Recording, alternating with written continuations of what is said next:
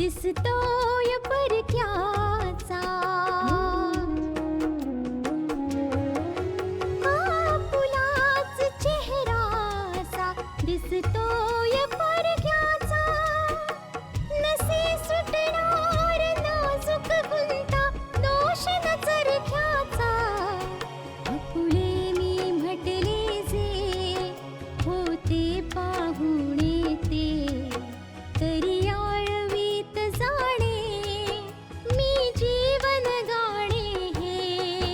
रेखा ही भाग्याची, रेखा ही भाग्याची, रेखा ही भाग्याची, रेखा ही भाग्याची.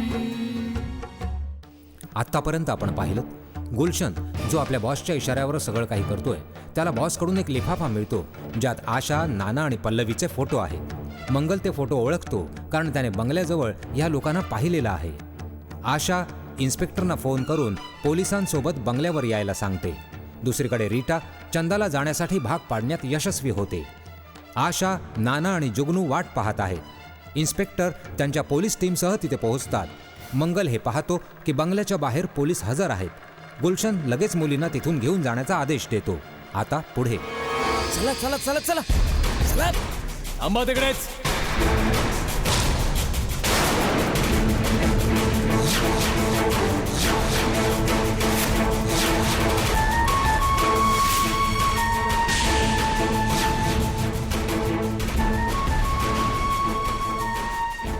कोणी शहाणपणा नाही करायचा. या सगळ्या जणींना सेफ हाऊसला घेऊन जा आणि यांना गजांच्या आड. चला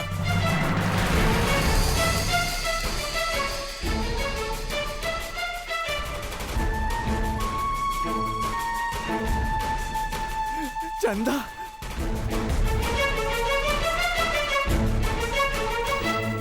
बाबा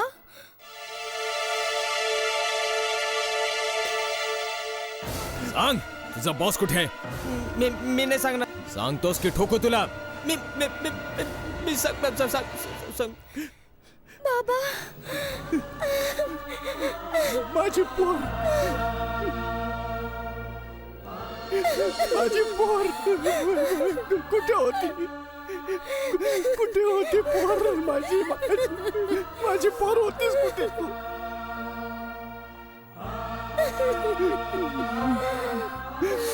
माझी पोर. मालक, चंदा भेटली माझी पोरगी. मालक, माझी पोरगी भेटली बघा. बरं चला निघूया आता आपण. होय.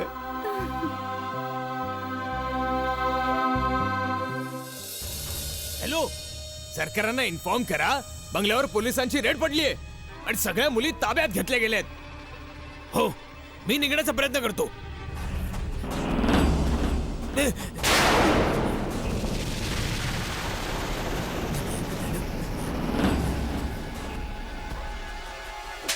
नालायक.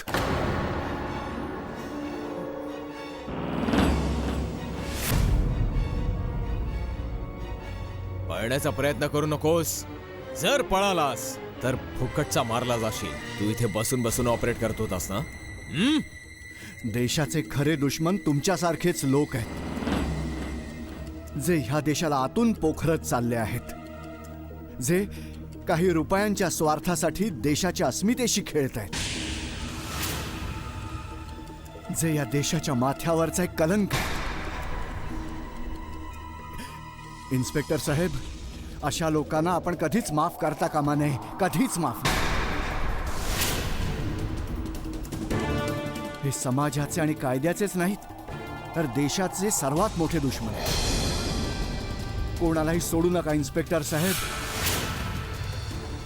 अशा प्रकारे मानवता आणि निष्पापांच्या आयुष्याशी खेळणाऱ्यांना तर कधीच सोडता कामा नये. यांना कठोरातली कठोर सजा द्या इन्स्पेक्टर साहेब. आता कोणी नाही वाचणार. गँगच्या एक एक माणसाचा बुरखा फाडला जाईल आणि तूच सांगशील की तुझे किती बाप आहेत आणि त्याच्या किती औलादी. हवालदार, हातकडे घाला याला.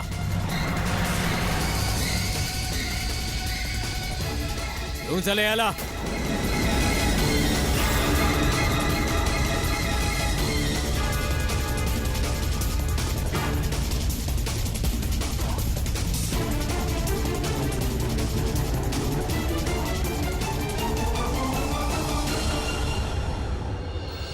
पल्लवी, अगं पल्लवी, कुठे आहेस तू? कुठे गेली ही मुलगी? बाहेरही नाहीये, हॉलमध्ये पण नाहीये. आशाचा मोबाईल बंद आहे. जर विजयने पल्लवीच्या मोबाईलवर फोन केला तर? कुठे गेली ही मुलगी? ही मुलगी पण ना.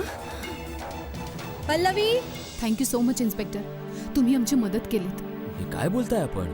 धन्यवाद तर आम्ही आपल्याला द्यायला हवेत, ज्यामुळे आमचं काम सक्सेस झालं. मी आपल्याला आणि आपल्या हिमतीला सल्यूट करतो.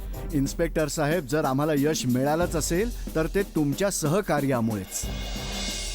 जर तुमची साथ नसती ना तर हे रॅकेट कधीच पकडलं गेलं नसतं. एक पोलीस ऑफिसर या नात्याने कोणत्याही इन्फॉर्मेशनवर लगेच ऍक्शन घेणं हे आमचं कामही आहे आणि आमची जबाबदारी पण आपण लोकांनी चांगले नागरिक या नात्याने ना केवळ कायद्याची मदत केली आहे, पण त्या गँगला पण पकडू शकलो. या कामासाठी जर मला कुठलं एखादं मेडल मिळालं, आशाजी, खरं तर त्याचं श्रेय तुम्हा लोकांकडे जाईल. मी आपल्या मनापासून अत्यंत आभारी आहे. खरंच तुम्हा लोकांप्रमाणे देशाचा प्रत्येक नागरिक जागरूक झाला तर या देशातून अपराध्यांचं नामोनिशाण मिटून जाईल. प्रत्येकाचा स्वतःचा विचार असतो इन्स्पेक्टर, तसा आमचाही विचार आहे. इन्स्पेक्टर साहेब, या गुलशनला बोलतं करायचे पूर्ण प्रयत्न करा. त्याच्या रॅकेटमध्ये कोण कोण आहेत, कुठे राहतात. मी माझ्या वतीने ह्या रॅकेटचा शोध लावण्याचे सगळे प्रयत्न करेन आणि हे माझं आपल्याला दिलेलं वचन आहे. आणि उद्या मी मीडियाच्या समोर हेच अनाऊन्स करायला जाणार आहे. जर आम्हाला हे जे काही यश मिळालंय त्यावर खरा हक्क तुम्हा दोघांचा आहे. ही तर खूपच चांगली गोष्ट आहे इन्स्पेक्टर साहेब. माझ्या शुभेच्छा तुमच्या सोबत आहेत. अच्छा, आता निरोप घेतो आम्ही. नमस्कार. नमस्कार. नमस्कार. चल ग.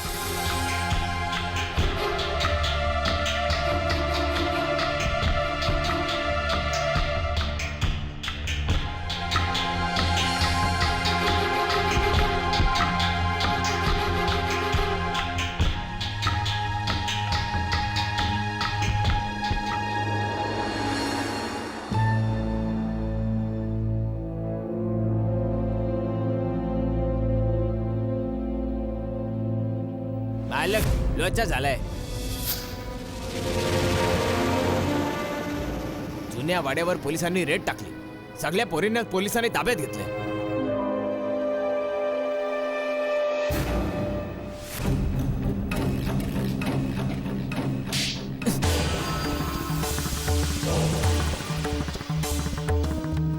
जुन्या वाड्यावर रेड पडली, सगळ्या पोरींना सोडवलं गेलं आणि तुम्हाला खबर पण नाही दिलीस. 5 मिनिटापूर्वी तर खबर आली सरकार. मी मोबाईल घेऊन तुम्हाला सांगायलाच येत होतो. तितक्यात दुसरी खबर आली की सगळ्या मुली सोडवल्या गेल्यात म्हणून. मी कधी हा विचारही केला नव्हता की बाहेरून आलेल्या या 2 पोरी माझ्यावर अशा प्रकारे भारी पडतील.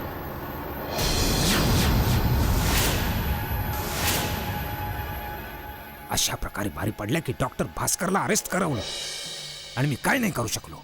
करू अशासाठी नाही शकलो कारण त्या दिवशी हॉस्पिटलमध्ये मीडिया आणि पोलीस दोघांना बरोबर घेऊन रेड करवली. यावेळी पण तेच झाले ना सरकार. त्यांनी तर तुम्हाला सुगावा पण लागू दिला नाही आणि पोलिसांना बरोबर घेऊन रेड करून टाकली.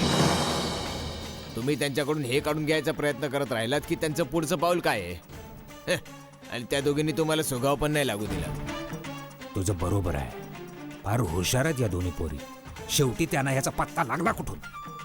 त्या जुन्या वाड्यापर्यंत पोचल्याच कशा? त्या वाड्यापर्यंत पोहोचल्या कशा हे तर मला नाही ठाऊक सरकार. पण हो, तुमची सगळी माणसं पकडले गेलेली आहेत आणि आता तुमची आणि माझी पाळी.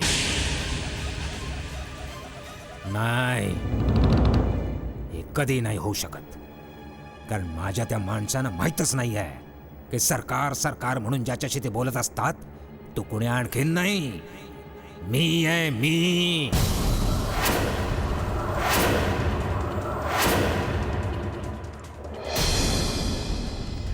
मी तुम्हाला वारंवार सावध करण्याचा प्रयत्न केला होता सरकार की त्या मुलींवर नजर ठेवण्याची फार गरज आहे. पण आपल्याला नाही समजलं माझं म्हणणं. तुझं बरोबर आहे. माझ्याकडून खूप मोठी चूक झाली. मी या पोरींना हलक्यात घेतलं. मला हा अंदाज नाही आला की या पोरी ह्या थरापर्यंत जायच्या. आता पुढे काय करायचं सरकार याचा विचार करा. इथे गुलशन आणि मंगलच्या बरोबर रीटाला सुद्धा अटक झालेली त्या आहे. पोरीनं तर धडा शिकवेनच मी. पण आधी स्वतःला वाचवण्याचा रस्ता तयार कर.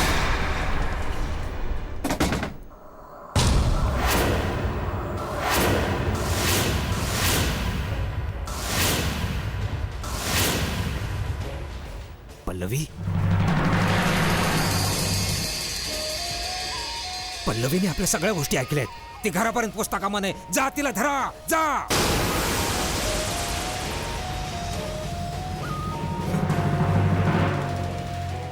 अरे शंभू, लवकर ये, पकड त्या पोरीला.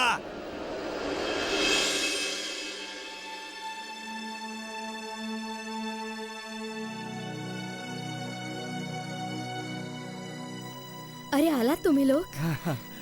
तर ही आहे तुझी मुलगी वय, वय. चंदा. हीच आहे जिनं त्या लोकांच्या फसवणुकीला बळी पडून असा मूर्खपणा केला होता. पाहिलंस बेटा, तू तुझ्या एका मूर्खपणामुळे किती मोठ्या जाळ्यात अडकली होतीस. आशा आणि मालक नसते ना तर माझी पोरगी आम्हाला कधीच परत मिळाली नसती. बघा, कधीच नसती परत मिळाली. आजच ते लोक या सगळ्या पोरींना बॉर्डरच्या पलीकडे पाठवणार होते. हो बेटा, परमेश्वराने योग्य वेळी हे पाऊल उचलायला लावलं आणि मुलींना आपण वाचवू शकलो. माझी चंदा मला परत मिळाली. मला जगायचा आधार मिळाला. बघा आता जुगनू, आता चंदालाही इथेच राहू दे ना. बाहेर राहायची काय गरज आहे? बरोबर आहे. आणि इथे तर खोल्याही आहेत ना. वय वय, 2-2 खोल्या रिकाम्या तर आहेत ना. बस बेटा, तू चंदाला घेऊन जा, जेवायला वगैरे दे आणि तिला आराम करू दे. अच्छा अच्छा, वय मालक, चल बेटा, चल चल. मोठी मम्मी, पल्लवी कुठे? ठाऊक नाही कुठे गेली ती. मला काही सांगूनही नाही गेली. पल्लवी ह्यावेळी बाहेर गेली आणि कुणाला काही सांगून नाही गेली. मलाही समजत नाहीये की एवढ्या रात्री ती एकटी कुठे गेली असेल. मला पण तर त्याच गोष्टीची काळजी वाटते. थोड्या वेळापूर्वी सुहासिनीजींचा पण फोन आला होता. मम्मींचा? हो, त्या माझ्याशी बोलत होत्या की विजयला डॉक्टर अपर्णाच्या बाबतीत सगळं कळून चुकलं.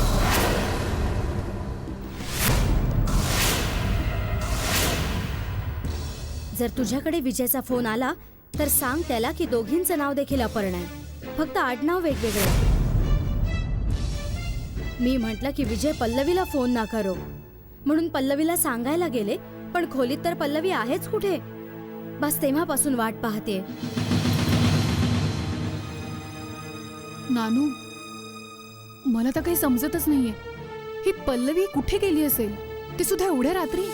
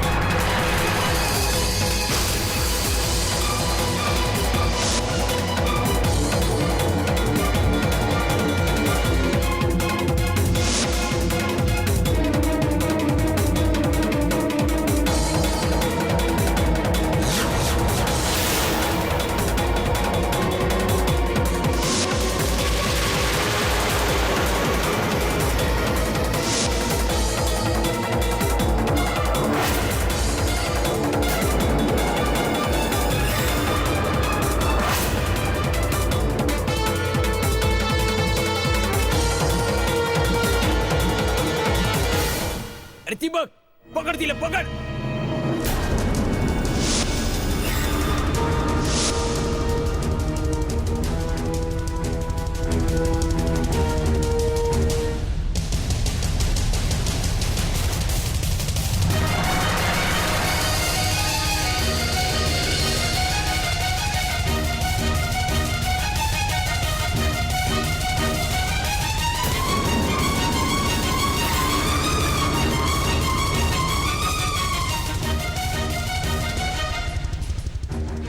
आता कुठे लपून बसली?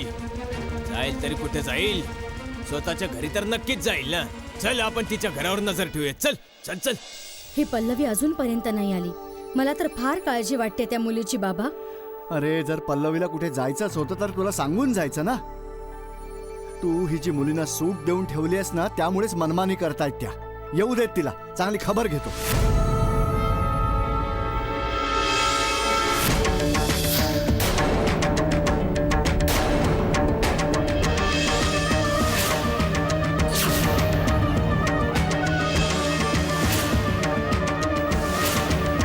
रेखा ही भाग्याची. येऊच दे तिला, खबर घेतो मी तिची.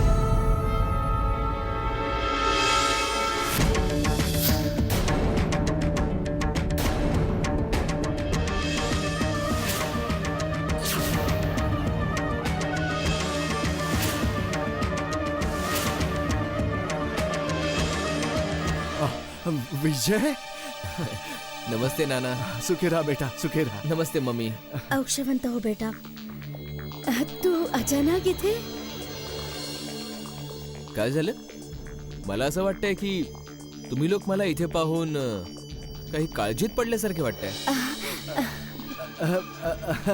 नाही नाही बेटा, अशी कोणतीच गोष्ट नाहीये. काय की अचानक तुला इथे पाहून थोडेसे आम्ही कल्पनाच नव्हती ना की तू अचानक इथे येशील म्हणून. का? काय मी इथे अचानक नाही येऊ शकत? नाही नाही बेटा, हे तर तुझंच गाव आहे, तुझं स्वतःचं घर आहे, कधी येऊ शकतोस इथे. अरे बेटा, खरं तर सुहासिनीशी माझं फोनवर बोलणं झालं होतं. त्या म्हणाल्या होत्या की काही दिवसातच तू इथे येणार आहेस.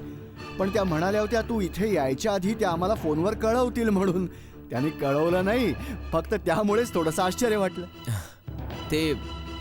ते नाना, ऍक्च्युली मी माझ्या मित्राच्या लग्नासाठी आलो होतो आणि लग्न गावापासून थोडं दूरच होतं. तेव्हा मी विचार केला की जेव्हा गावाच्या इतक्या जवळच आलोय तर एकदा तुम्हा लोकांना सगळ्यांना भेटू का नाही. आणि आशाला पण पाहावं. बरं, आशा आहे कुठे? ती तिच्या खोलीत झोपलीये. ठीक आहे, मी आशाला भेटून येतो. नाही नाही, तू थकून आलायस, बस तू. मी स्वतः तिला बोलावून आणते आणि काही नाश्ता पाण्याचाही मी जाऊन बघते. हा बेटा. हो बेटा, ये बस ना, बस. तू बाहेरून आलायस ना, थोडासा आराम कर तू. आशा पण येईलच की आता. अरे जुगनू, अरे बघ बेटा कोण आलाय ते. आणि बेटा, इथे येताना काही त्रास, काही रस्त्यात म्हणजे काही नाही प्रॉब्लेम? ना, आपलंच तर गाव आहे, सगळं ठाऊक अरे आहे हो मला. हो, तुझंच तर गाव आहे.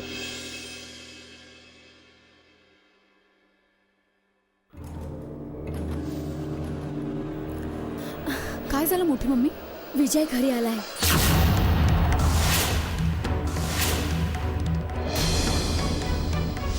काय? हो, विजय ह्यावेळी कसा येऊ शकतो? मला वाटतंय तो जाणून बुजून तुला न सांगता इथे आलाय. मी तुला बोलले होते ना की त्याला डॉक्टर आपणाच्या बाबतीत सगळं समजलेलं आहे. होऊ शकतं की त्याला संशय आला असेल तुझ्यावर. यासाठीच तो फोन न करता तुला भेटायला आलाय. पण मोठी मम्मी, तो तर त्याच्या मित्राच्या लग्नाला गेला होता. होऊ शकतं की दोस्ताच्या लग्नाचा बहाणा करून आला असेल तो, कारण सुहासिनीजी त्याला इथे याची परवानगी देत नव्हत्या. पण आता काय करायचं मोठी मम्मी? पल्लवी पण कुठे गेली माहित नाही. विजय बाहेर हॉलमध्ये बसलाय. अचानक जर पल्लवी तिथे आली तर सगळी गोष्ट उघड होईल. नाही मोठी मम्मी, असं नको व्हायला. आता आपल्या हातून हे प्रकरण निसटत चाललंय. आशा, जर विजयला मी तुझ्यापाशी येऊ दिलं असतं तर तुझं पोट बघून तो एकदम समजून गेला असतं की प्रकरण काय आहे. यासाठीच मी त्याला इथे नाही येऊ दिलं. पण प्रश्न आहे, जर पल्लवी घरी आली तर काय होईल? सावरण्यासाठी आपल्या हातात असं वाटतंय कोणताही मार्ग राहिला नाही. काय बोलतेस मोठी मम्मी? मला फार भीती वाटते. लवकरच पोटावर काहीतरी बांध आणि मगच विजयच्या समोर ये, ठीक आहे? मी तोपर्यंत बाहेरचं सांभाळते. हो मोठी मम्मी.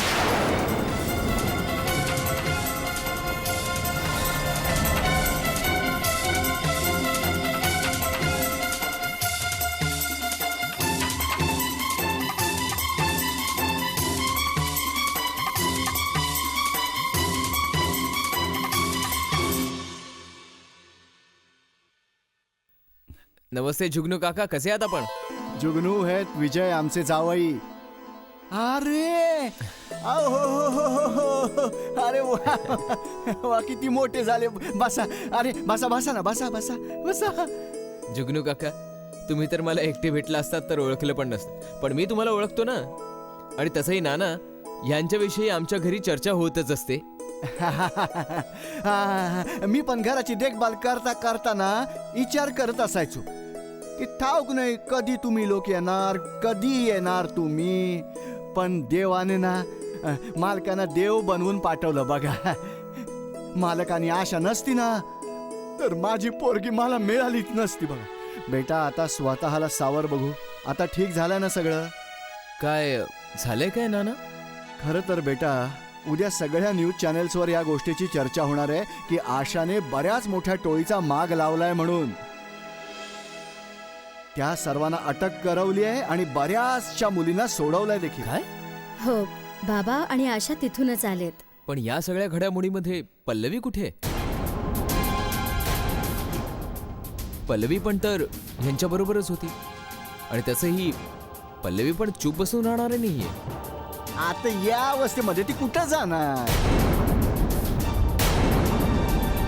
रेखा ही भाग्याची. पल्लवी कुठे?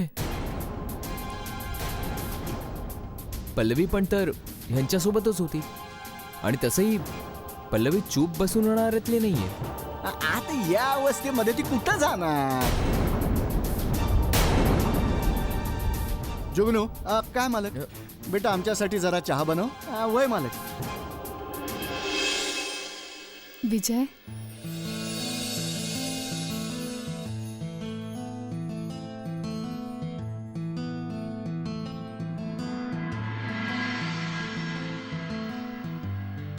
आशा,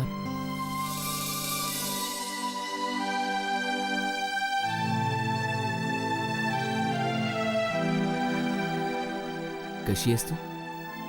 मी छान आहे. तू कसा आहेस? छान आहे. बस ना.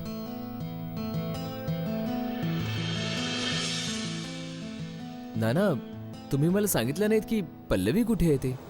तू पल्लवीची एवढी काळजी का करतोयस? पल्लवी तिच्या मैत्रिणीकडे गेली. येईल ती सकाळी. अगं, तू आम्हाला सांगितलं नाहीस आणि आम्ही लोक विचार करत होतो की पल्लवी बाहेरून अजून आली कशी नाही. मोठी मम्मी ती मला सांगून गेलीये.